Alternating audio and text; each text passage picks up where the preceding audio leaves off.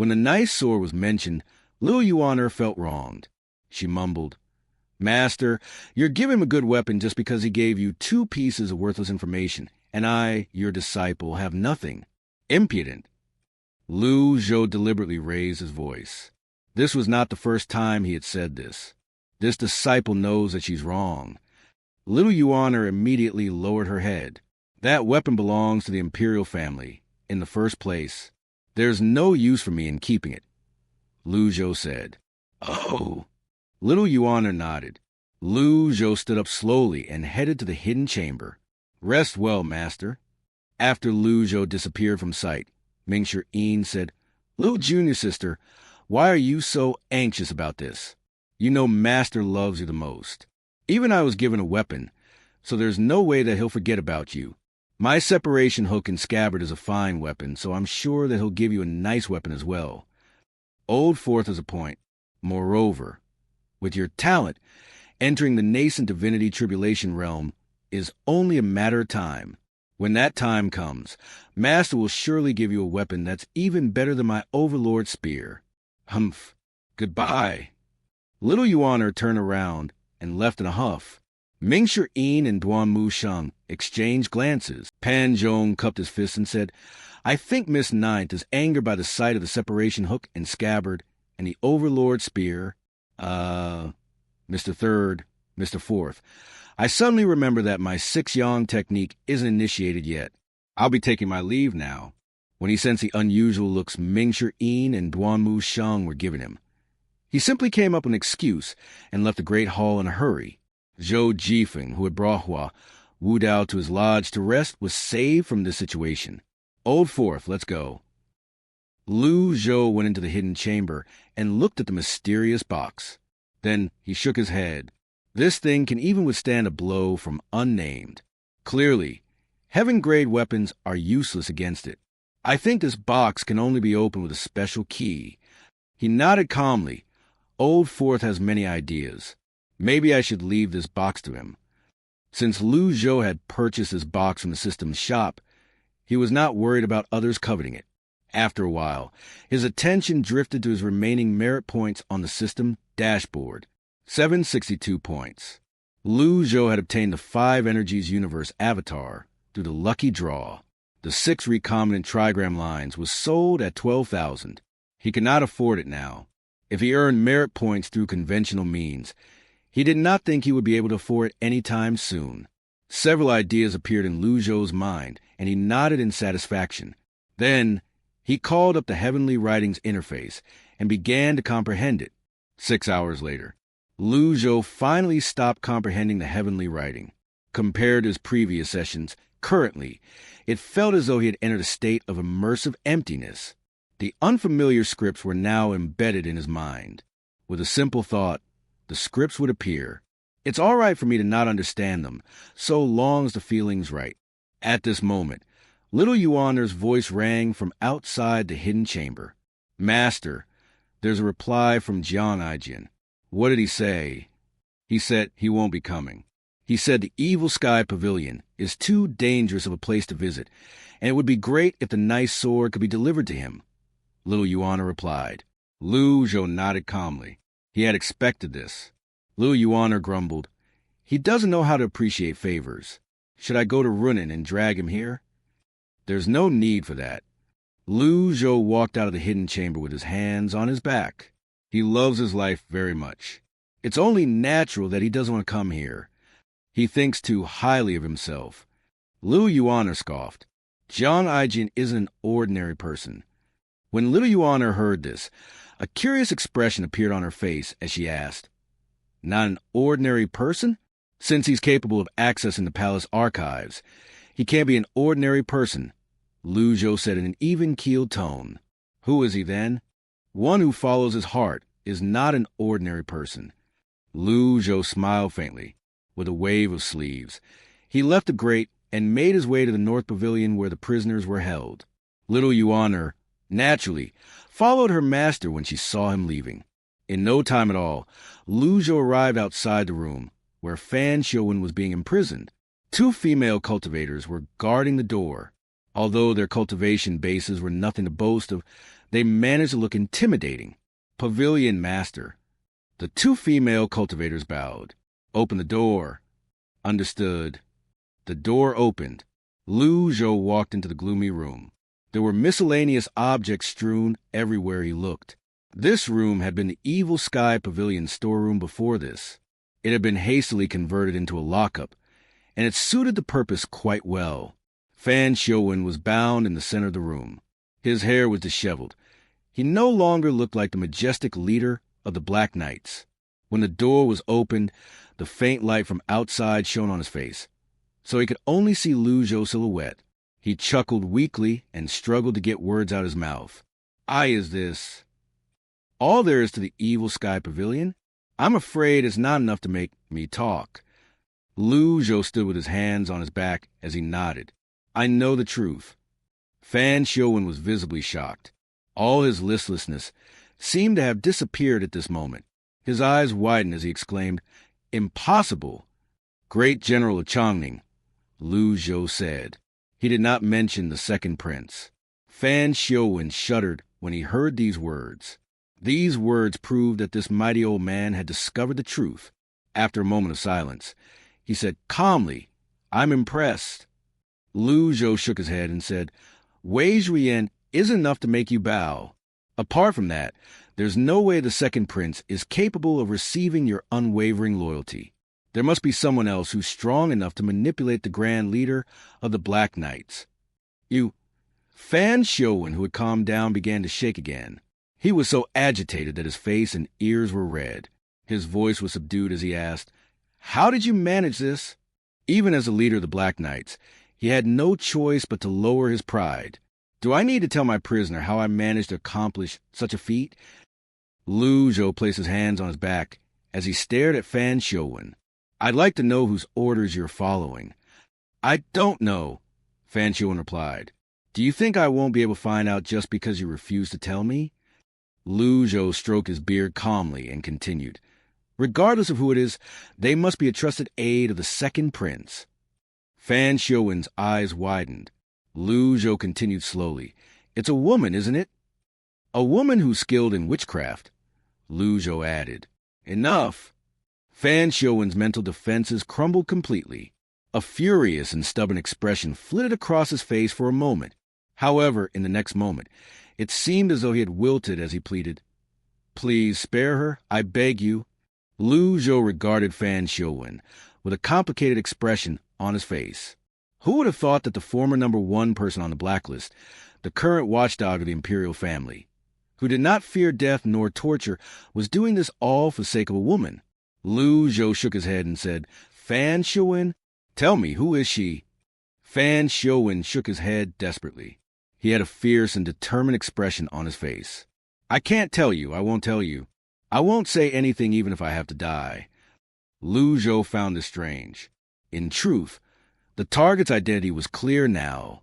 It would not make much of a difference, even if Fan Xiuwen revealed her name. Why was Fan Xiuwen doggedly protecting this secret with his life? It did not escape his notice that Fan Xiuwen's eyes suddenly shone with faint blue light for a moment before it quickly returned to normal. Suddenly, the voice of the derived Moon Palace's female cultivators could be heard from outside. Pavilion Master, something's happening to Miss Fifth. Zhou kept his eyes on Fan Xiuwen. When he heard the news, he said calmly, How unfortunate. After he finished speaking, he turned around and left. The door closed again, plunging the room into darkness. In the pitch-dark room, Fan Xiuwen's eyes flickered with a faint bluish glow again. However, it only lasted a second before it disappeared. Zhou walked out of the North Pavilion and saw a flustered little Yuaner. Master, quick, quick, quick. Fifth senior sister is going mad. Zhou shook his head. His expression remained the same as he said, There's no need to panic.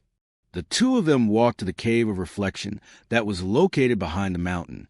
When they arrived at the Cave of Reflection, many derived Moon Palace's female cultivators were already gathered there. Even Hua Wudao was watching nearby. Mingshi Yin and Duan Muxing stood at the entrance like guardian deities. Hua Wudao said with a sigh, I didn't think there's such an evil technique in this world. To think it's witchcraft. Mingshi Yin asked, Elder Hua, can you help her? Hua Wudao shook his head and said, I'm afraid the Pavilion Master is the only person who can undo the spell. As soon as Hua Wudao finished speaking, the derived Moon Palace's female cultivators bowed in unison. Pavilion Master. Hua Wudao hastily turned around. He put his pride away and said, Pavilion Master, there's no need for formalities. Zhou waved his hand and walked into the cave of reflection with his hands on his back. Zhao Yu was behaving like a madwoman at the moment. She was repeatedly running into the walls of the cave. Mingshi Yin and Duanmu Sheng had covered the walls with a gentle energy to prevent her from fatally hurting herself. However, before they arrived, Zhao Yu had already managed to bruise her face swollen, and her hair was a complete mess. Between her eyes, the scarlet lotus was glowing with increasing intensity. Master, fifth junior sister is being controlled by the witchcraft spell. Hurry up and do something about it, Master. Junior sister Zhao Yu's crime isn't worth the loss of her life. Please have mercy, Master. Zhou looked around him and said, She brought this upon herself. If she had obediently stayed on Golden Court Mountain, she would not have been afflicted by this witchcraft spell. Zhao Yu was delirious.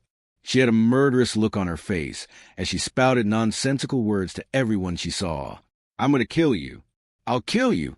Kill. Kill. Zhao Yu lunged toward Zhou. Although her cultivation base had been sealed, Mingshi Yin and Duanmu Sheng, naturally, still would not let her do anything to their master. Two vines grew out of the ground and bound Zhao Yu. Mingshi Yin bowed and said, Fifth junior sister is delirious and spouting words that are not her own. She must be under the influence of the peculiar witchcraft spell.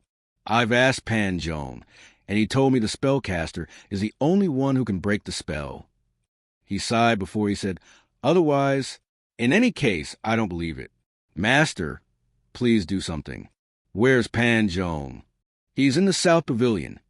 Looking up something in the books, a female cultivator answered from outside the cave. Hua Wudao said, Pan Zhong's not wrong. This spell is extremely evil. It muddles the heart and is capable of turning her into a puppet. Fortunately, Zhao Yu has an amazing fortitude and a stable cultivation base. It must not be easy for her to hold on until now. Zhou frowned slightly. He looked at Zhao Yu, who was in a frenzy. Her eyes were blank. He barked, the audacity. He struck Zhao Yu's shoulder with his palm. With his Brahmin C8 Meridian's cultivation base, the others did not suspect anything when his primal chi surged. Instead, their attention focused on Zhao Yu. They looked nervous, clearly worried about her. Zhou had already injected some of his primal chi into Zhao Yu's meridians. Her 8 extraordinary meridians were under the witchcraft power's complete control. Unlike Mingshi Yin, Zhao Yu's entire body was filled with witchcraft power. It launched itself at Zhou's primal chi at the first moment. Zhou's Brahmin C8 Meridian's cultivation base seemed extremely weak at this juncture. The primal chi he had just released was completely devoured by the witchcraft power. The witchcraft power flowed along her meridians and pushed its way toward Zhou's palm. Zhao Yu suddenly opened her eyes. She wore a peculiar smile on her face and said, I finally found you, you old thing. Break. Zhou barked and pushed. He was not sure if it was a product of his will, or if it was due to the danger. He found himself in a state of comprehension when he was studying the heavenly writing. His mind was clear and his heart was calm. The heavenly writing's extraordinary power seemed to have activated as it swiftly converged in his palm. He felt as though he was holding a block of ice. Bang! Zhao Yu flew backward from the impact. Mingshi Yin's energy cushioned her crash on the stone wall. Zhao Yu spat out a mouthful of fresh blood. At the same time, the lotus on her forehead disappeared. She fell to her knees and supported her weight with her hands. She struggled for a moment to lift her head before revealing a strange smile on her face. She said to Zhou, You win this time, old thing. Thud. Zhao Yu slumped to the ground immediately. The cave of reflection was silent. Mingshi Yin and Duanmu Sheng wondered if they should help Zhao Yu up. After all, she seemed to be cursing their master just a second ago. They were worried the old man would be angered by this. Zhou said indifferently, Bring her to the South Pavilion. Understood. Mingshi Yin hastily carried Zhao Yu away. The lotus on Zhao Yu's forehead had indeed faded away. At the same time, her primal chi was circulating of its own accord. Mingshi Yin was overjoyed.